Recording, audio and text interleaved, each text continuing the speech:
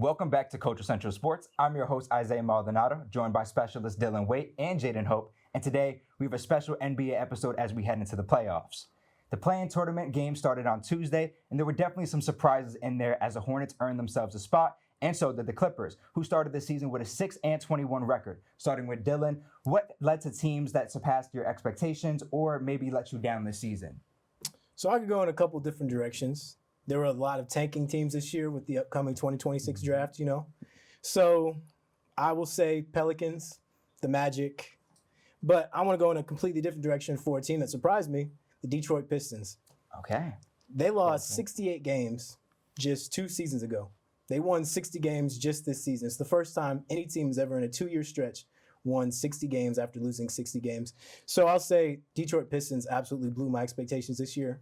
They're the number 1 seed in the playoffs. They get to play either the Hornets or the Sixers or the Magic. We'll see when the play-in tournament shakes out. But they definitely should make a deep run this playoffs. And they've exceeded my expectations. You didn't believe in Cade Cunningham from what he did with the Pistons last season? I believed in him, but I didn't think, a 44-win team who lost in the first round would become the number 1 seed in the NBA. That'll do it. I was going to go a different direction. I was going to say my disappointment for this year was the Dallas Mavericks. Especially at the beginning of the season, I thought everything lined up well. After they traded Luka, they landed the number 1 pick. Cooper Flagg, obviously, is a star. I thought they were going to be able to pair him up with Anthony Davis and, some complementary role players. They had D'Angelo Russell. They have Klay Thompson still. Like, they had the pieces, I thought, on paper at least, to make it look good. And then I thought Kyrie maybe would make a push to try to come back for a playoff run, try to do something at the end of the year, but it just never happened. Then you trade AD and get practically nothing. So I feel like they traded Luka Doncic. Maybe you can try to say they traded him for the number 1 pick, but they really just traded Luka Doncic for basically. Well, we're not here to get into the conspiracy theories of all of that, but your first problem was assuming that Anthony Davis, of all players, is going to be healthy. And if I'm going to give one of my own teams, I'm going to have to say the Charlotte Hornets. I mean, I mentioned them in the intro, but to see what they did, this is a team that hasn't made a playoff appearance since the 2015-2016 season. We've seen LaMelo Ball put up great numbers and contribute to absolute no winning. But Brandon Miller took a leap this year. We saw Con Knuckle take a leap this year to have a 19-8 record, I believe, post All-Star break and emerge as one of the best teams in the East. They did a great job this season, and I'm really excited to see them kind of make a push to the playoffs to see what happens. Okay, I was going to say, they still have to win one more game. They're not in there yet. That playoff berth isn't there yet, but it's very close. But let's get started with the stacked Western Conference because we have a first-round matchup of the Nuggets and the Timberwolves. Jaiden, what can you tell us about this matchup, and what are you most looking forward to? Well, the one thing I can tell you is that the Denver Nuggets have the best player on the floor, Jokic. There's no answer for Jokic. We know that. Rudy Gobert can try to slow him down. The Nuggets and the Timberwolves, they've seen each other so many times in the playoffs, and there's some familiarity there. That was a tough word. There was some familiarity there, but obviously they match up well on paper. But I think that Jokic and Jamal Murray taking that next leap this year, that All-Star leap, they're going to come out on top in this series. I got Nuggets in 6. I absolutely agree. Jokic 28, 12, 11 this year. Ridiculous. First player in history to lead the league in points, assists, and rebounds. There's absolutely nothing he can't do.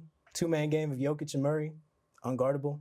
So I'm with you, Nuggets in 6. We're going to fact check that. I think he was 2nd or 3rd in the league in scoring because I know Luka led. He averaged like 33. He did have 33. But rebounds and assists is crazy enough. Jokic is undoubtedly he's either the 2nd or 3rd best player in the game. I'm a Shai Gilgeous-Alexander fan. I know that's probably not that's not a very ethical take in today's day and age. He's great. He is great, and you can't take away from that. But I do think that I'm going to give the Nuggets the edge in this season, or this series, excuse me. I do believe when you have a player as prominent as Nikola Jokic, and listen, Rudy Gobert is a great interior defender. We're not taking anything away from him. But do not let Rudy Gobert get dragged out onto the perimeter because it's not going to work out for him. And Anthony Edwards, he's had some lingering issues with his knee. He's missed 11 out of the last 14 games, so we'll see if that kind of plays a factor in this first-round series. I want to throw another take out there. I think Jamal Murray is going to average at least 28 this Playoff series. Jamal Murray. He's a riser for sure. Absolutely. We also have the Lakers without Luka and Reeves going up against the Rockets.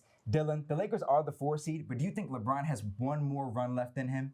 I absolutely believe he does have a run in him. That's a great take. But I don't believe that it's going to amount to anything. Man. The best that they can hope for is a 6-game series. Maybe Luka comes back and shows up, but he's not going to be, himself. He has a grade 1 hamstring strain. He's in Spain right now getting injections. Not exactly sure what that's about. We'll see if he comes back and is who he was in March. The best player in the league is what I thought he was in March, but he got injured. He's, not going to be himself. So LeBron has to shoulder the entire offense with him.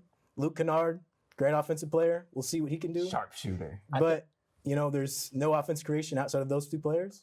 The Rockets are a better team. Kevin Durant's playing great. Şengün's been better. So Rockets have this in 5.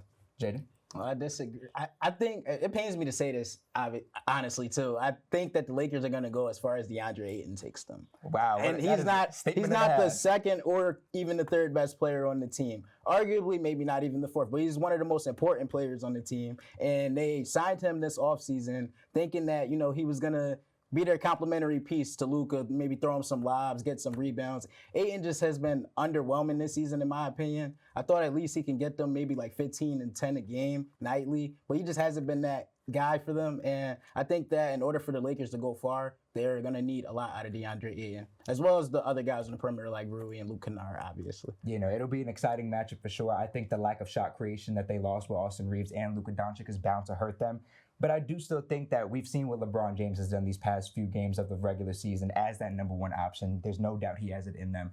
I do think the Rockets all year have been hurt by a lack of a true point guard without having Fred VanVleet. And I think that gives them a little bit of a glimpse of hope because shot creation or kind of generating an offense that has to begin with the Men Thompson and Kevin Durant isn't necessarily always the best. You need somebody who's a true point guard who's going to be able to facilitate an offense. And I think that if the Lakers, if LeBron can take at least 2-3 games, or let's say 1 to 2 games, not 2-3, and extend that series to have Austin Reeves and Luka come back, it's a real conversation. But to end off, we have the Knicks and Hawks facing off once again in the Eastern Conference. Some people are saying the Hawks are sleepers. So guys, tell me what you expect from the Knicks and Hawks series. I'm expecting a dogfight, honestly. The Hawks they match up. They're one of the better teams in this playoffs. I might not say it record-wise, maybe not even talent-wise, but I feel like they match up evenly with every single team in this playoffs. And I would not be surprised if the Hawks make a deep run. I do think, though, that it's obviously, in my opinion, going to go 6-7 games maybe. But I think I would have to give the edge to the Knicks. But the Knicks are only going to win this series on Karl-Anthony Towns' shoulders. I knew it. I agree. This series actually reminds me exactly of last year's series between the Knicks and the Pistons. Two very heavily dependent teams on very usage rating. I use the term usage rating whenever I talk about a guy whenever somebody holds the ball a lot. Jalen Johnson, one of the top 10 players in usage rate this year. Jalen Brunson obviously is usually number 2 or 3. So it's going to come down to which player in clutch time makes shots, as we've always seen in the playoffs. It's a different animal, way more physical. Refs swallow their whistle.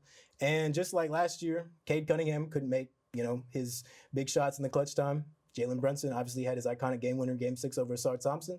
So I say Knicks probably in 6, but the Hawks do have a neat chance just with Jalen Johnson's ascent and the fact that they won 18 out of the last 20 games. If Karl-Anthony Towns isn't hooping the way he needs to be, the Knicks are going to be out of here maybe even in 5. Ooh, gentlemen sweep. We're gonna need the Knicks need a Karl-Anthony Towns 25 and 10. They need a prime cat performance in order to come out on top in this series. Not only in this series, but in the entire playoffs. Absolutely, I agree. I think Karl-Anthony Towns' his ability to space the floor and just shoot from the exterior as a big opens up the game so much. So I'm definitely excited to see what Karl-Anthony Towns is able to bring. I do have the Knicks winning in 6 games as well, but I do think you can't ignore, I think the Hawks got better without Trae Young. And that is a wild statement to make, but Jalen Johnson at one point was top 10 in the MVP race this year. So it's definitely going to be a dog fight. Shout out Nikhil.